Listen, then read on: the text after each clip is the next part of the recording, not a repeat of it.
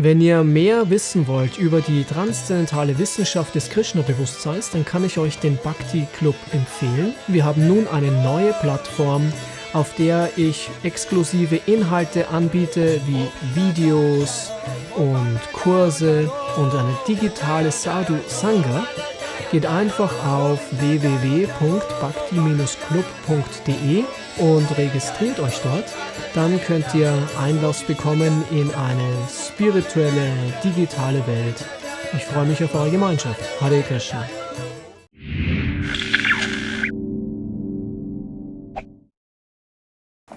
He was adorned with a girdle that shone brightly on the yellow cloth, covering his large hips, and he wore a garland of fresh flowers, which was distinguished by humming bees.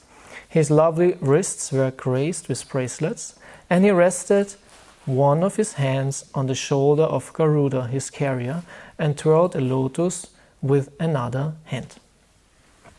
Hare Krishna. The Bhagavatam is the book about Bhagavan.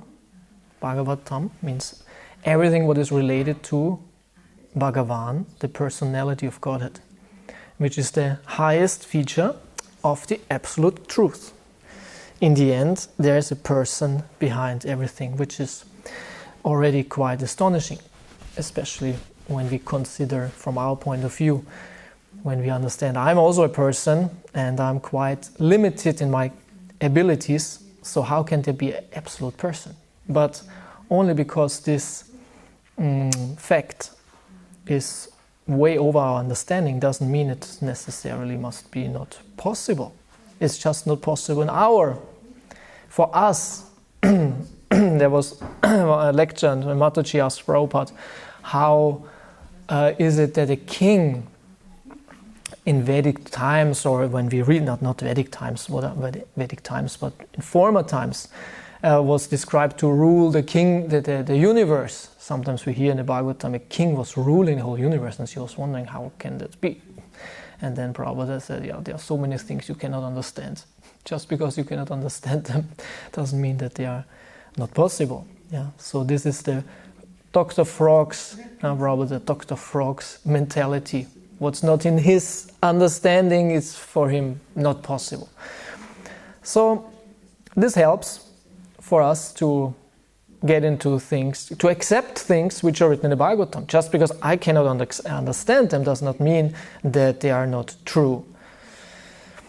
So the Bhagavatam is this book which brings to us close this personality, the absolute personality, who is the source of everything, which is behind everything. Brahma Pucha Pratishta. Brahma Pucha Pratishta, it said in the Taittiriya Upanishad, that the Brahman is the source of everything. Everything rests on the Brahman. All layers of existence are resting on the Brahman, which is Krishna. Who is Krishna? Krishna is the Brahman. And in Taittiriya Upanishad, it said all the koshas, layers of existence, layers of consciousness. There are 5, Pancha Kosha, which are the different purposes of life, you could say. Yes, Annamaya, Pranamaya, Manamaya, Vijnanmaya, and Anandamaya. So this is these are the different purposes of life. Annamaya means food, right? And food is very much celebrated in this Taittiriya Upanishad and in this discussion. Everything verily rests on food. Anna Pucham Pratishta. Everything rests on food. And you think, no, everything rests on food. But yes, food is the first thing it is needed to maintain the physical body. So, and then it says, but then there's something else. There's prana, which means life air, or this what makes the body alive. So this is the next level of understanding of our existence or purpose of life. First is food. My purpose of life is food. And this is certainly there for devotees also. What you can ask, what makes you happy in life? What is happiness? And we say, Krishna, chanting Hare Krishna. Yeah, true, but not only. If you don't have anything to eat, it's very difficult. So Krishna conscious lifestyle actually there's everything inside, everything what is needed for the physical, for the psychological, and for the spiritual. And we should not forget that, because sometimes we, in my Bhakta course also, when we talk about the epistemological base of Krishna consciousness, so what are the different ways how to get knowledge, right? We have pratyaksha, anumana, and shabda. And we explain to them how the three works, and then I ask them, so what does a devotee use? What is a devotee using? Pratyaksha, anumana, or shabda? Everyone knows these terms, right? So sense perception, gathering knowledge to the senses, gathering knowledge to philosophical conclusions, to the mind, right? Anumana, that follows the mind, conclusions. Or shabda, meaning transcendental sound vibration, shastra. And when a devotee is not really, doesn't understand this, he says, shabda, of course, shabda. Everything else, what's the use of that? But of course, it's not true. We use all of three. Day-to-day life, if I just want to leave this room, I don't use shabda. Okay, before I do something, gathering knowledge for doing something, that's the Bhagavatam about leaving this room. I need my senses to do that. Not much, actually, more than that.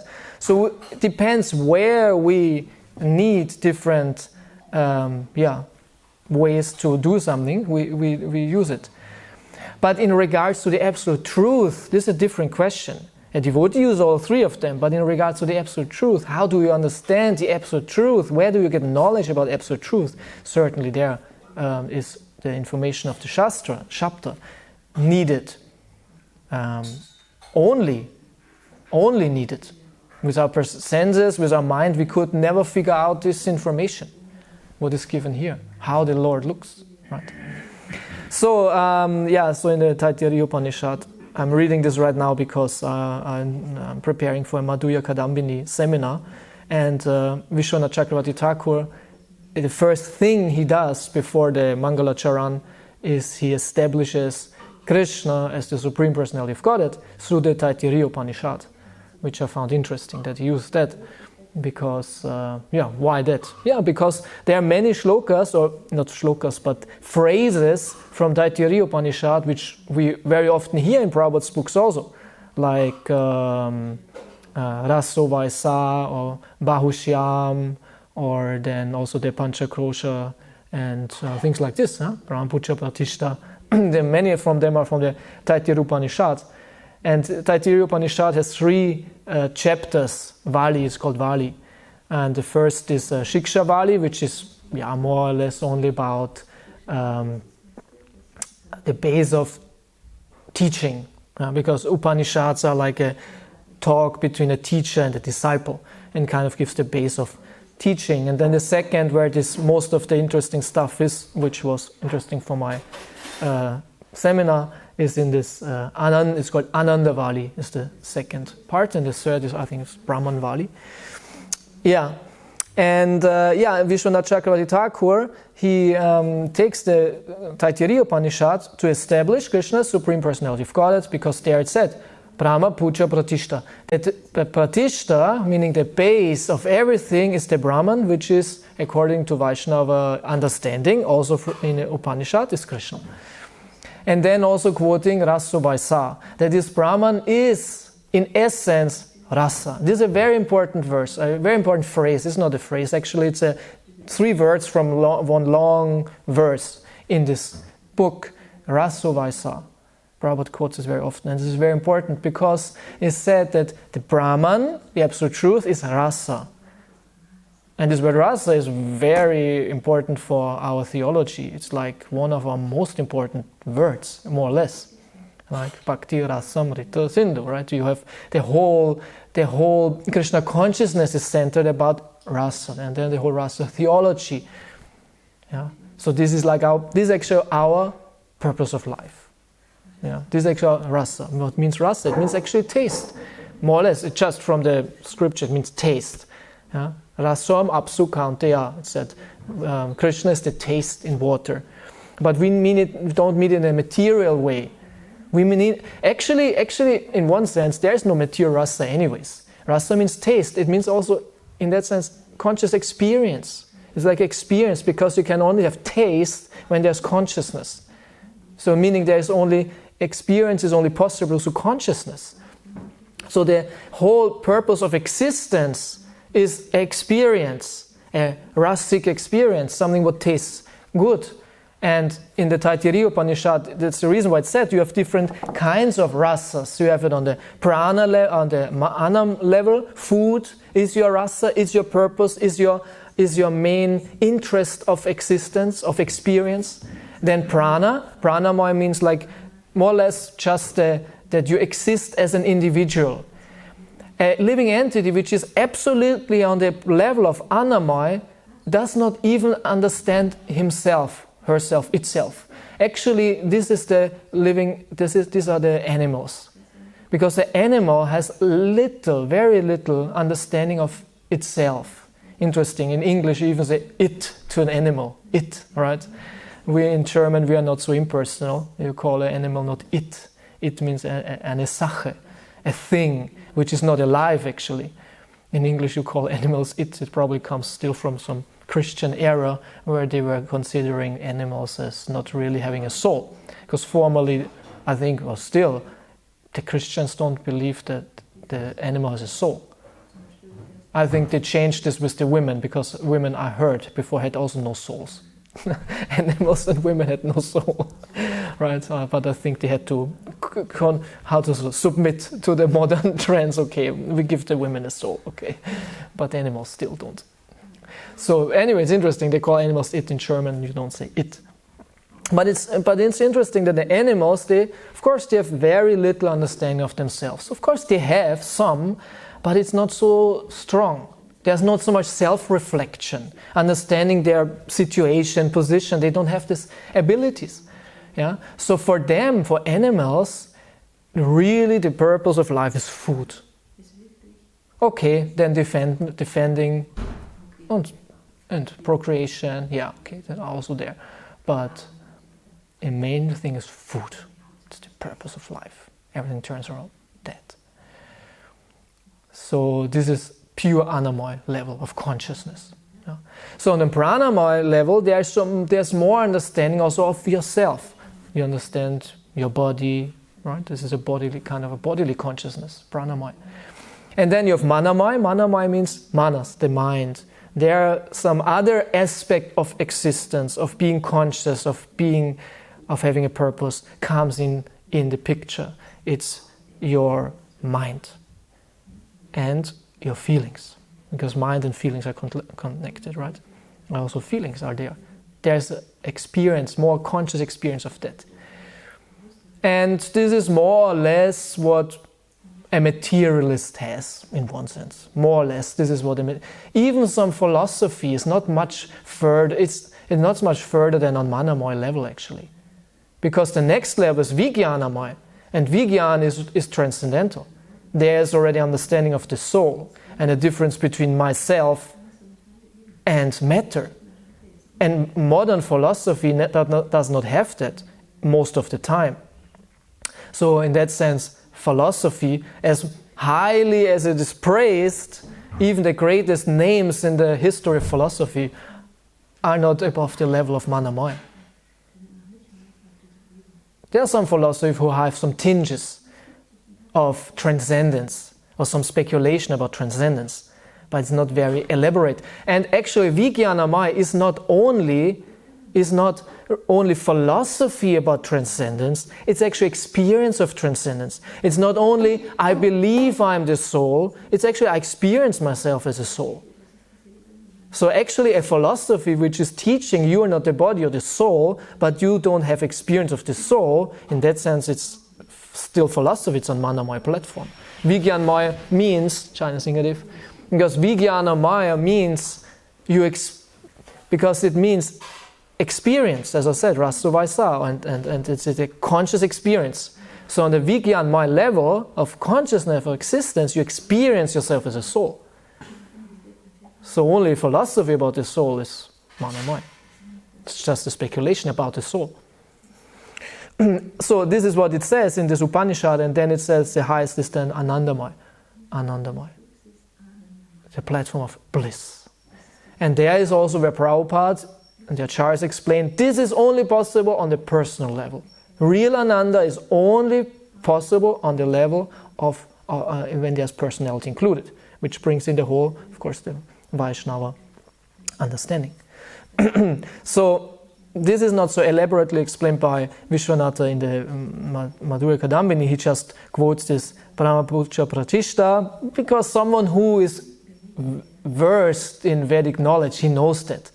Right? It's very often that the acharyas, they don't quote the whole verse, they just quote one line, 1, 2, 3 words, because when you read it, you know it. Like before I was just mentioning Pratyaksha Anumana, and thinking, considering I don't have to explain the whole concepts now because you know that. Right? So depending to which level of devotees you speak. I heard a lecture once by, what's his name? This one devotee who was in Oxford? No, where was he? What's his name? This devotee, scientist, scholar, youngest professor in history. What? Huh? Yeah, Radhika Raman, yeah? Right. Dr. Gupta, huh? That's his name, Dr. Gupta. Was, yeah. And he was studying for his master thesis or doctoral work or something, the Satsandarbhas of Jiva Goswami. And he realized how intelligent Jiva Goswami was, because he was quoting left and right from the most far out scripture, but not only scripture, also from commentaries of scriptures, of like a lot of Shankara and things like this, because to refute Mayavad philosophy. And there he also saw it, that he was quoting just like a couple of words. And if you don't know that, you have no clue, but someone who is very knowledgeable, he just reads, he knows, this is this Acharya saying in this Shastra, this Acharya saying in this Shastra, right? So he saw the genius also and the scholarship of Jiva Goswami, who was quoting from all kinds of far out places. So in general, this is interesting. Just as a side note, anyway, it doesn't matter, but because I'm reading this Madhurya Kadambini and I try to get as many versions as possible, and I don't say any names, but I have like 2 versions of 2 different devotees from 2 different lines, you can also say. And it's interesting, and I heard that before, that this, I cannot say the name, I don't want to say the name, that this one devotee is more or less copying this other devotee. More or less. And when I read this now, and I just looked over it a little bit, but it's true, and I was a little bit shocked how blunt. I know I have to look more into detail, but how blunt he was, more or less seeing because there's a long commentary from this one devotee to Madhurya Kadambini, which is interesting to see more the details. And I wanted to look actually more at this devotee because he's closer to us, so to say. But then when I looked, I said, really, he's really kind of taking everything what this devotee says and takes it in his commentary without even saying that he took it from him. Which I found interesting. Anyway, I have to look more into detail how far it goes, but back to the topic of Krishna Lila. Krishna Lila. So anyway, because Brahmaputra Pratishta means he's the base of everything, and then he takes Bhagavad Gita and concludes the whole thing where Krishna says then Brahmano hi pratishtaham in the 14th chapter, where Krishna says, I am the base of the Brahman. So when Brahman is the base of everything, Krishna says, I am the base of Brahman, Krishna is the base of everything. And then in conclusion, Rasa Vaisa, Krishna as being the base, in essence, is Rasa. And so this is when the base of everything, the supreme absolute truth is Krishna, and he's Rasa, so Rasa is very important. So so this means Bhagavan is the supreme absolute truth in that sense, right? He's the immovable mover, as Aristotle said. And as we also say, right? Where do we say the same? Aristotle, he concluded, he said, God must be there, because if God is not there, you have an infinite regress. Infinite regress means you will always ask why. You establish one thing, But then you ask, why that thing? Okay, that thing has a cause. So we go back to the cause. We understand, okay, what's before that? What's the reason? Okay. But then you understand this thing and you ask, why? Why that thing? Okay, this is the reason. And you go back into eternal. And it's called infinite regress. So you will never come to an answer because you will always have to ask why. Like small children, you ask why? They want to know the reason. And they drive the parents mad because the parents don't know anything. But if some parents know something, then they will not be mad. They will be very happy that my child is so inquisitive. And you can give him satisfying answers.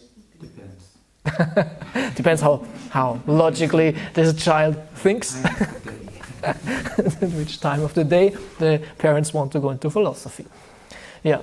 So, and this is why Aristotle said there must be an immovable mover, the one who is not moved by anything, who has no cause. So where do we have the same conclusion, Shastric conclusion? Very simple. Something that is self-evident. Yeah, but where do we have the same concept, actually almost with the same words, immovable mover? Yeah, more concise. Yeah, it's in the Brahma Samhita. Right at the beginning of Brahma Samhita. Sarva Karanam. Is the Ursache aller Ursachen. And Anadir Adir Govinda. Actually, this is what I mean. Anadir Adir. The Anfanglose Anfang, the beginningless beginning. It's the same concept like with Aristotle. The beginningless beginning means the immovable mover. Okay. So the Bhagavatam is this text which establishes the Supreme Personality of Godhead, but this is philosophy. And devotees are actually Rasika Bhuvi Bhavukaha. Here we're also Rasso Vaisa, Rasika. The devotees are Rasika. Rasika means the one who churned his taste about Krishna, and that you don't do with philosophy so much. This you do with Leela. This is only, a devotee can only be a real Rasika devotee if he's completely convinced about Krishna being the absolute and all that. If there's no doubt anymore, he can enter into Leela. Without that you cannot, then you always will see the Leela as something material. And then there is a contamination, and the Leela, the experience, so to say, of the rasa of Leela will not work. So devotees are very high philosophers. Actually, rasa transcends philosophy, leaves philosophy way behind. It's not interesting anymore. And this also when there are some seemingly contradictions or, in the Leela, the devotee doesn't take it serious. Only because I don't understand. He's completely interested in the rasic experience of Krishna. So in that sense, the Bhagavatam is not a philosophical book. It's not a philosophical book. Doesn't want to be, doesn't has to be, should not be. It's a book for Rasika devotees. Rasika Bhuvi Bhavukaha. It's the beginning of Bhagavatam. So, and what is it? It is about all the information about the personality of Godhead. And here we hear about his form and his attributes, his ornaments, and he's very amazing. If you, who would have ever imagined the supreme absolute truth, the God, look like that, doing like that? Nobody. This is very amazing. So it said first here that he has yellow cloth. Interesting, is yellow cloth. Why yellow? Because he likes yellow. Who knows why? You cannot ask the question why. As we said, he's the immovable mover. There's no reason. There's no reason for him being anything, having anything, liking anything. Because he's the beginning of everything. This comes just out of his own existence. Right? We cannot ask the question, why does he have yellow cloth?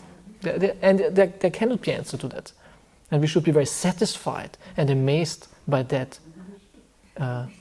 fact. So, he has a yellow cloth.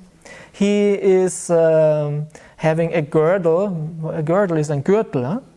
What was this, a girdle? Yeah. Kanchya. A girdle. He has a girdle. And covering his large hips. And he wore a garland of fresh flowers, which was distinguished by humming bees. Every time there is a garland, there are the bees. And he had bracelets. He has nice bracelets. like this. This is a bracelet, huh? This is called bracelet, right? This is a bracelet. I think so. Is this also a bracelet? Something like this. So very nicely decorated. Huh? And this I always like very much. His hands were resting on the shoulder of Garuda. You know, like a maybe like that. Oh.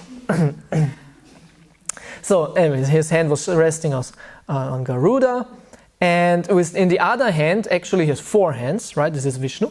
He had a lotus flower, and he twirled it. Right, twirl means like this. So really cool.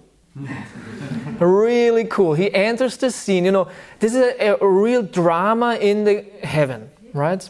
A heavenly drama.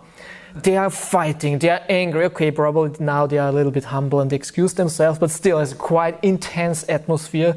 A quarrel between the sages, the Kumaras, and the door keepers. They're like angry at each other, and then suddenly Vishnu comes in like really cool and chilled. What's going on here? And immediately calms the whole situation, right? Immediately calm. Everyone is whoa, so happy to see him. And he's resting his hand on Garuda, so Garuda is also there. Garuda is also really nice. The son of Vinata. Vinata is his mother, as far as I remember. And really relaxed, twirling a lotus flower. Yeah.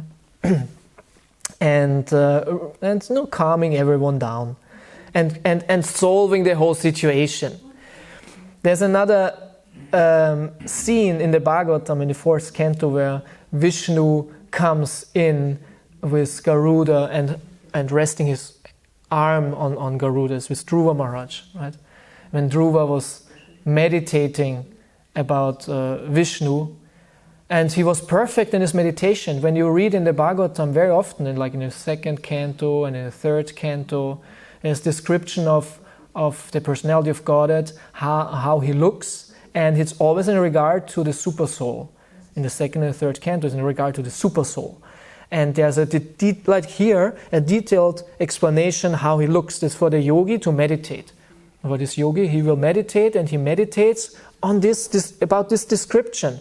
And when this meditation is perfect, he gets darshan of the Lord in his heart. He sees the Lord in his heart, and this is like the perfection of meditation. I think also Narada Muni had something similar, wasn't it? Also, he was also meditating.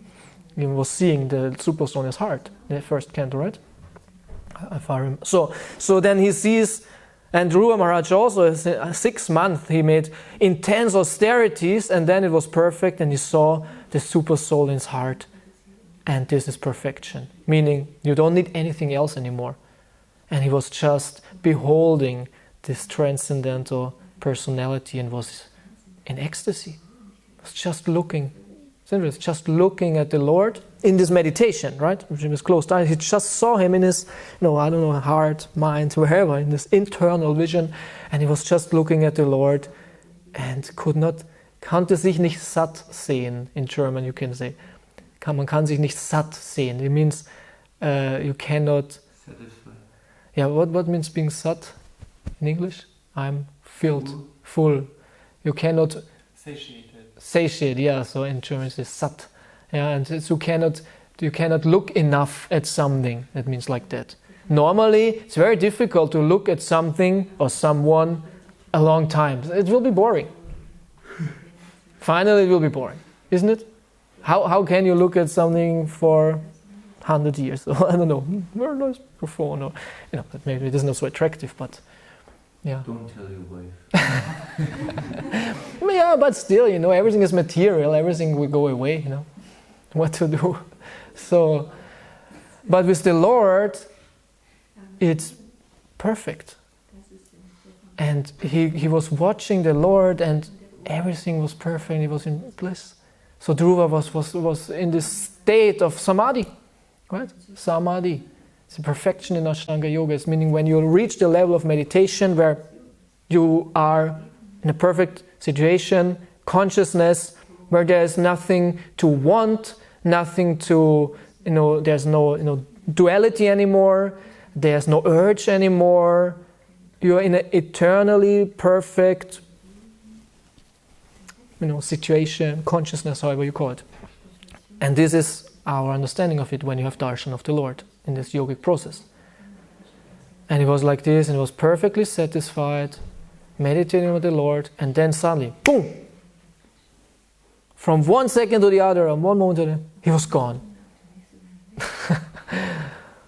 Imagine, you're in this perfect thing, and you're like, wow, it's so nice, and he looks so beautiful. And just seeing the Lord is perfect.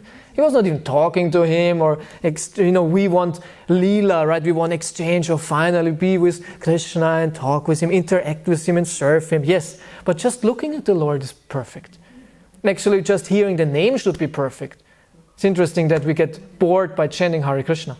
It's interesting that we are, finally did my rounds, right? Why? Because we don't have experience of the truth of the holy name. And that's the reason why pure devotee can chant, because it's never bored by the holy name. Hare Krishna, Krishna. It's like a continuous, experience of rasa, spiritual rasa. As Prabhupada once said, I heard, right? I never read that, but there's a story. I always say it's a story. Who knows if it happened, how it happened. Sometimes you hear a story from this person, and they're a little bit different, sometimes very different. So who knows how it really was. But then Prabhupada chanted his rounds, was finished, put the bead back on his table and said, and now I can do any damn thing I like. We hear the story, right? And now I can do any damn thing I like, just in reflection of his devotees who were probably thinking like this. It's not that Prabhupada will think like that. Showing it shockingly how much disregard we have for the holy name. So Dhruva Maharaj, suddenly the meditation broke, Vishnu was gone, and he was of course shocked. He was, where is he? Where is he? And he opened his eyes, and suddenly he was standing right in front of him, in person. Whoa! Even more cool. And how was he standing there? He was there with Garuda again. And Garuda was also standing there. And he had a lily in his hand. I think yeah, it's true. This situation. Was it there or with Kapila? No, it was Kardama Muni. No, it was with Kardama Muni. Always when we read, it's interesting that when Kardama Muni has darshan of the Lord, when Vishnu was standing on Garuda, as far as I remember, on Garuda, and they were like in mid-air.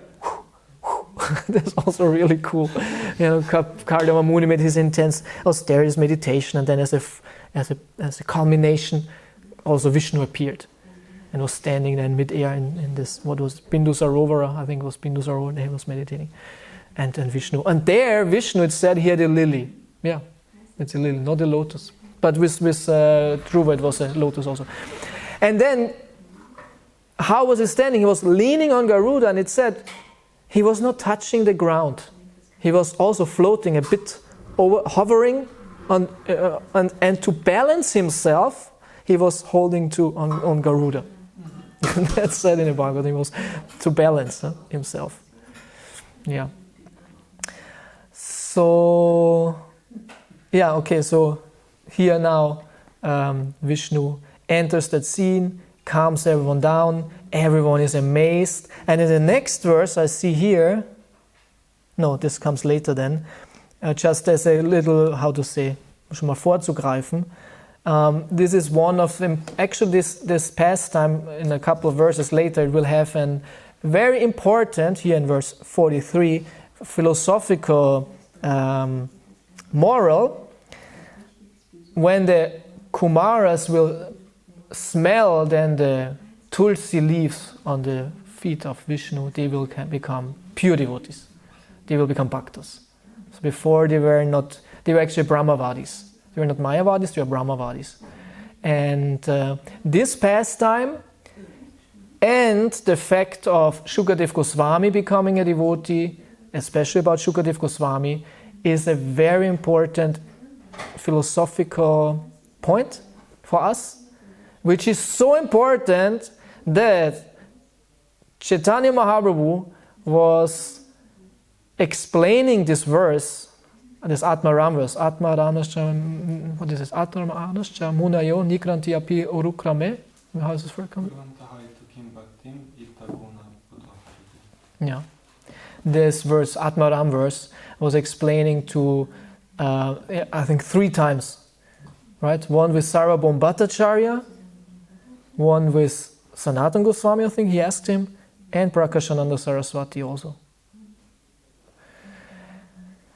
Because this verse says that the Atmaramas, those who are perfectly satisfied within themselves, like those who are explained, so who are in Samadhi, they will be attracted to Krishna. More or less, this is what it says.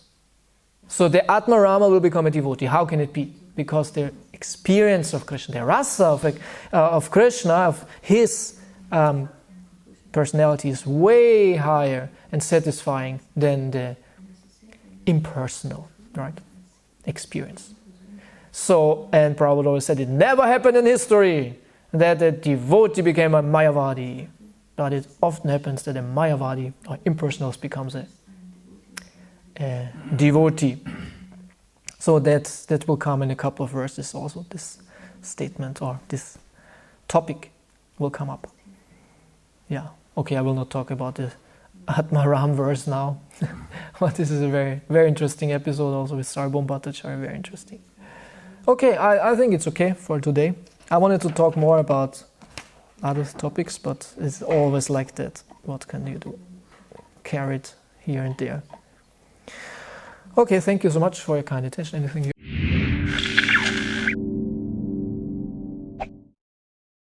Wenn ihr mehr wissen wollt über die transzendentale Wissenschaft des Krishna-Bewusstseins, dann kann ich euch den Bhakti Club empfehlen. Wir haben nun eine neue Plattform, auf der ich exklusive Inhalte anbiete, wie Videos und Kurse und eine digitale Sadhu Sangha. Geht einfach auf www.bhakti-club.de und registriert euch dort. Dann könnt ihr Einlass bekommen in eine spirituelle, digitale Welt. Ich freue mich auf eure Gemeinschaft. Hare Krishna.